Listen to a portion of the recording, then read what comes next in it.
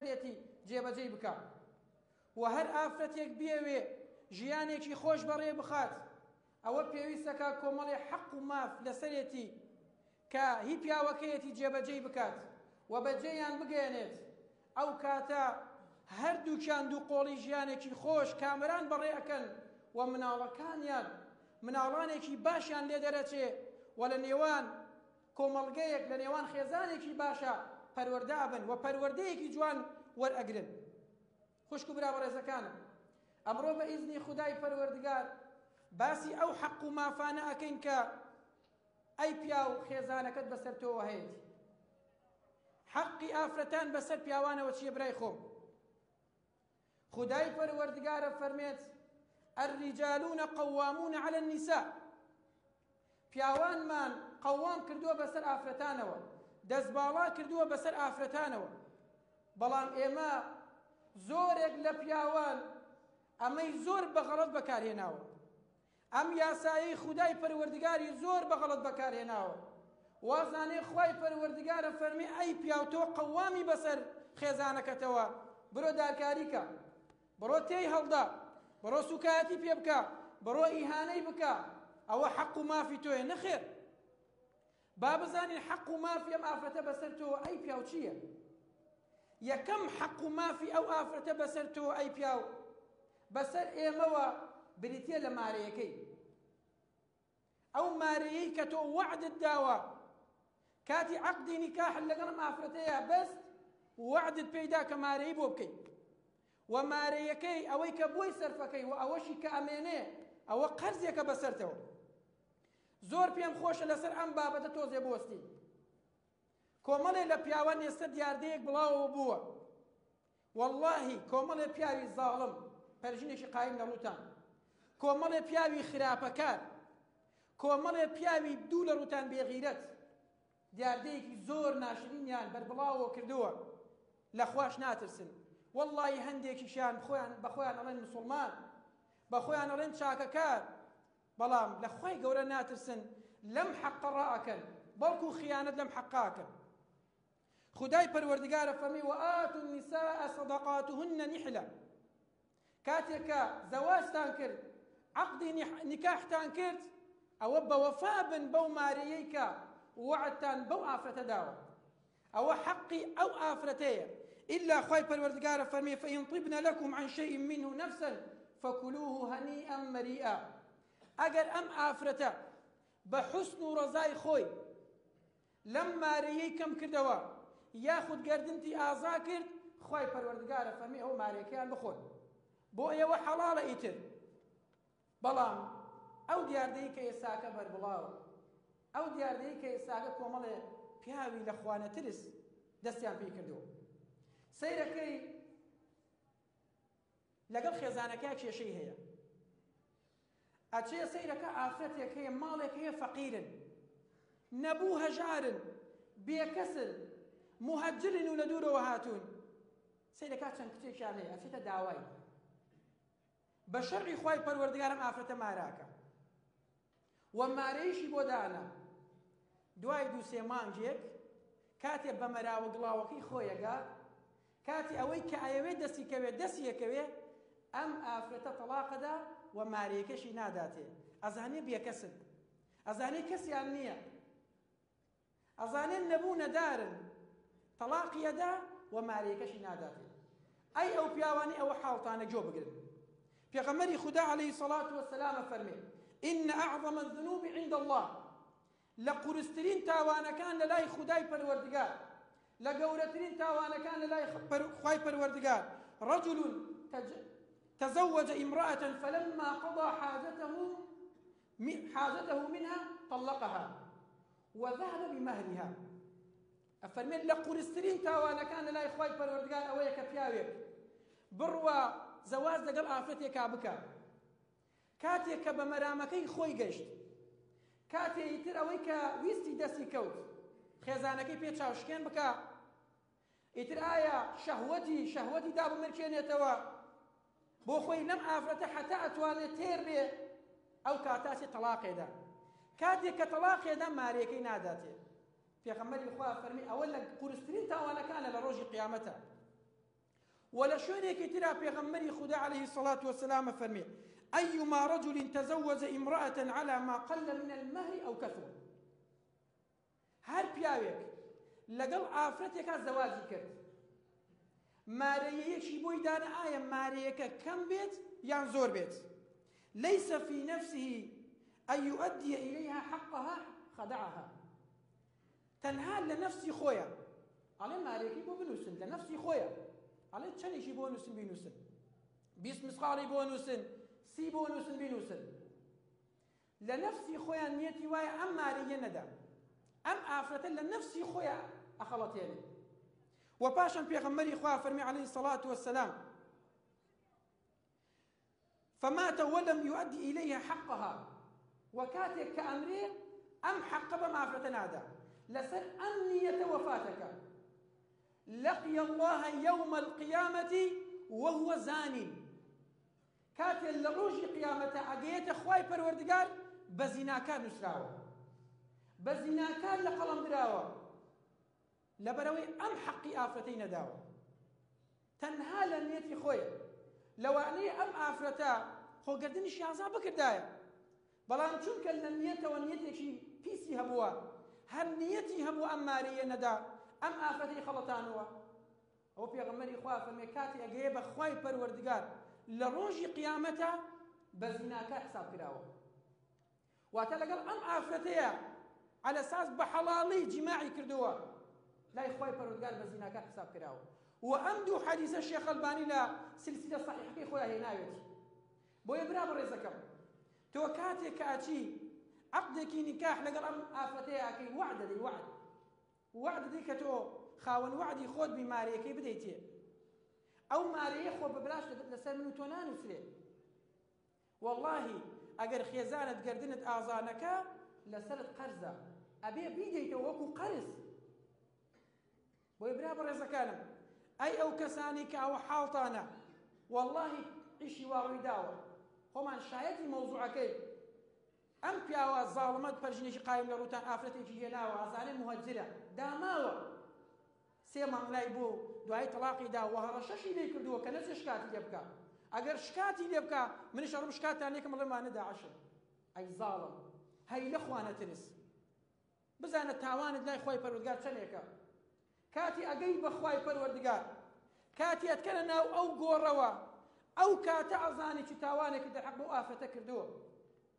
لا بيد صلاتي إخوان نواني شوازن لا لم موضوعه ناو ويبرا برزكانم يجد لحقي آفرتان بسر إيمو بريتي لماريكي دوهم حقي آفرتان بسر إيمو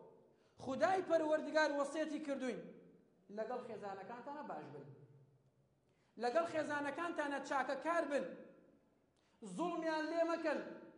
تعدايان ليه مكن ميان شوسين نوا هل بقنجي بيريان مكن خواي پروردگار لقرآن فمي وأقيموا الصلاة وآتوا الزكاة أمرك بإيما نيش بكن والرجو بقرن نيشكا الرجو شقري بلام هل خداي رب العالمين فمي وعاشروهن بالمعروف لقال خيزانة كانت أنا باش بن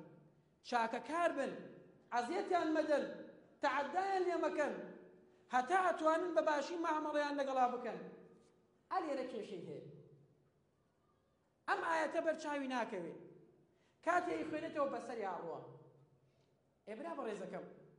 تاكي أم آية ناكي تبيور بو خوشي جيالت تاكي خيزان تشوسينيتو تاكي تشاكا كار نابي لقل خيزانته تو خريشي تاوانشي قلي قوري بيغمري خدا عليه الصلاة والسلام لحجة الوداع فرمي أيها الناس استوصوا بالنساء خيرا فإنهن عوان عندكم أي بياوان لقل خيزانا كانت أنا باش بن نرمونيان بن لقليانا شنك أوانا دين للاية ودين بخوا بياوانا دين ناتو سينيتو بخوا لناو جنگا بياوانا دين لقناتو سينيتو چی جای خێزانەکەی خۆت وەسیەتی پێغەمبەری خوای عەلەیهی سەڵات وسەلام بۆ من و بۆ تۆ لەگەڵ خێزانەکانتانە چاکە کار بن باش بن ئەوانە دیرن لەلای ئێوە و پاشان پێغەمبەری خوددا عەلەیهی سەڵات وسەلام فەرمێت ئەخەذتموهن بالأمانة الله بأمانة الله أوانا أمانتي خواي پروردگار للايو أو آفرتي خيزانت أمانتي خداي پروردگار للايو في غمري خوا وافرمي آية تاتشن أم أمانتك خوي قاردوا خيانة لم أمانتنا كردوا وسيطكي خواي پروردگار جيبجي كردوا وسيطكي في غمري خوا جيبجي كردوا عليه الصلاة والسلام برابر رزقكم تاكي خيزانت توسيني تو تاكي جيان لخيزان تيكدي والله آفرتانك زور بقلي لبيا وكاميا خداي پروردگار آفرتيشي بحيا وبحرمتي بي بخشيوه داوين باشي بي بخشيوه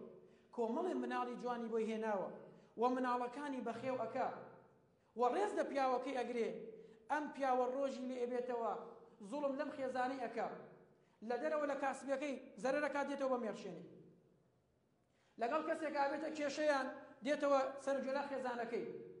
خيزانكي لنا ومال والناويري كلمة يقصب الأنبري بالله هزار يبجني بيدا وسيتكي في غمري خوا وجه بجيكي وسيتكي خواي پروردگار آوا جه بجيكي أمانتكي خواي پروردگار آوا أباريزي تاكي بخوتا نايتوا أو بو عافرتك لدروا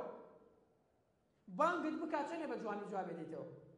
لفيسبوك وناميك دبو منين شون جواب ديتوا لدائركيها لقل عافرتكاني رفيقتها شون معاملاكي أي بو لقل خيزانك تاوانيت أي بو هرچی كلمة جوان هي برامبر عافتي خلشي بكاري هني كلمة جوان لدمت ودمناتي برامبر بخيزانت لكاتك حلالتا خداي پروردگار بأمانة لا يتويداناو بويا والله بياوان من باسي باشكيناكم رحمتي خوال باشكان خرافكان بخوتانا بچينو باب خو ما نبينو والله لناو تاوانك زور قورن أو كسانك خێزانیان ئەچەوسێننەوە والله خێزانێکی زۆر هەیە هەر بەگەنجی پیر بەهۆی پیاوەکەیەوە بەهۆی خراپی پیاوەکەیەوە بەهۆی زوڵم و زۆری پیاوەکەیەوە أقول ما تسمعون وأستغفر الله لي ولكم فاستغفروه إنه هو الغفور الرحيم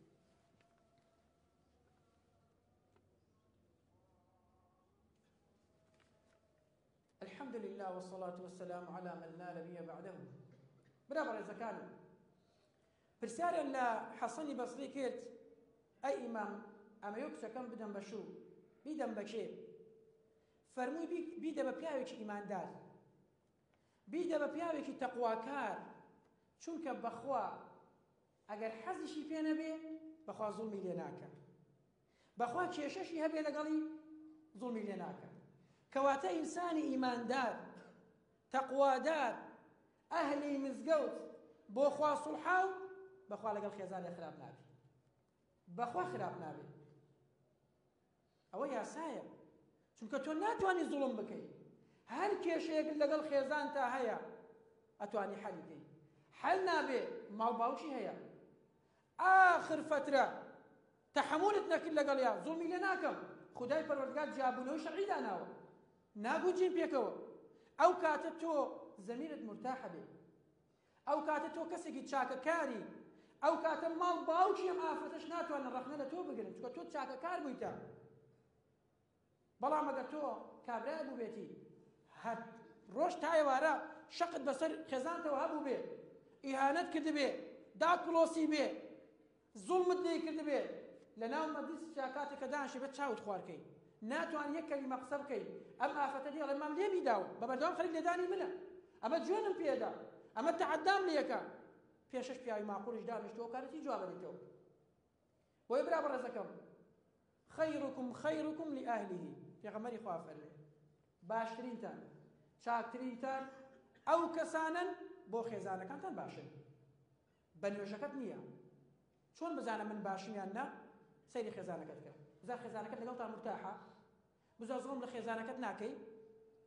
و پێغەمبەری خوا فەرمێ وأنا خيركم لأهلي ومن لە هەمووتان باشترم بۆ خێزانەکانم بۆیە برا بەڕێزەکانم وتراوە ما أكرم النساء إلا كريم كس ناتوانا لبياوان لقل خيزانكي باش بي إلا باشا كان نبي وما أهانهن إلا لئيم هيس بياوكش ناتوانا لقل خيزانكي خراب بي إلا خراب كار أخوي ئەگەر خراپ بێ وە خۆی خراپەکارە چونکە بەس پیاوی خراپ ئەتوانێت لەگەڵ خێزانەکەیە خراپ بێ لە ئیم میشکەیە لە ئیم ئەو کەسەیەکە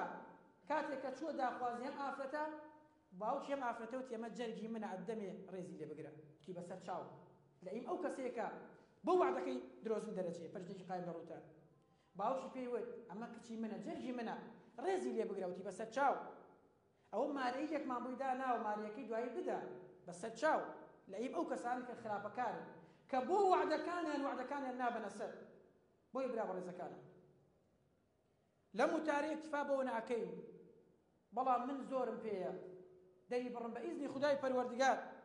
لە وتاری داهاتوش بەردەوامە بین لەسەر ئەو حەق و مافانی کە خێزانەکەت بەسەر تۆوە هەیەتی والله حەق و حقوقی ئەو ئافرەتە بدە ژیانت خۆشە بێ براکەم بەخۆ ژیانت خۆشە بێ بۆ ئەو کەسەی ژیانی خۆشە لەگەڵ تۆ چی فەرقێکی هەیە وەکو تۆ ئینسانە بەڵام ئەو چاکەکارە کاتێک کە خێزانت خراپە لە وتارەکانی داهاتوو بە ئیزنی خوای پەروەردگار ئەچینە خزمەتەوانیش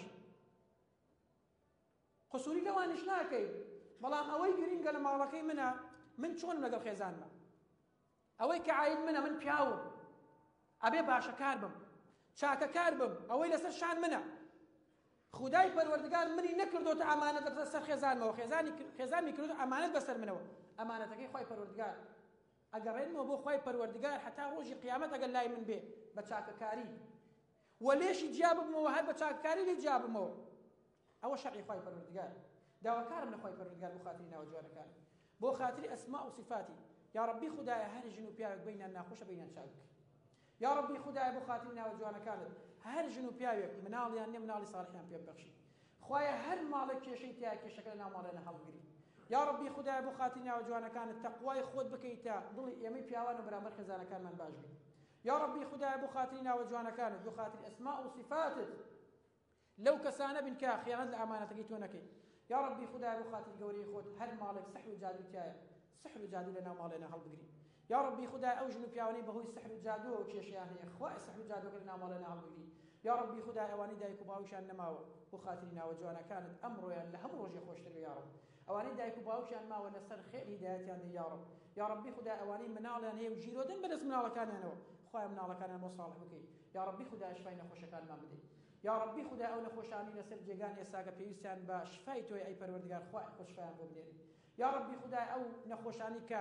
نەخۆشی قورسیان هەیە خوای خۆت بۆیان ئاسان بکەی خوای خۆت سەبریان پێ ببەخشی خوای خۆت بیکەیتە کەفارەی گوناه بۆیان یا ربی خوای بۆ خاتری ناوە جوانەکان لەو زیاتر بێبارانمان نەکەی یا ربی خوای بارانی بە ڕەحمەتمان بۆ ببارێنی یا ربی خدای بارانی بە ڕەحمەتمان بۆ ببارێنی یا ربی خوای بۆ خاتری ناوە جوانەکانت بە تاوان و بە خراپە ئێمەنێکی خوایە بە ڕەحم و کەڕەمی خۆت یا ربی بارانی بە ڕەحمەتمان بۆ ببارێنی ئامین ئامین والحەمد لله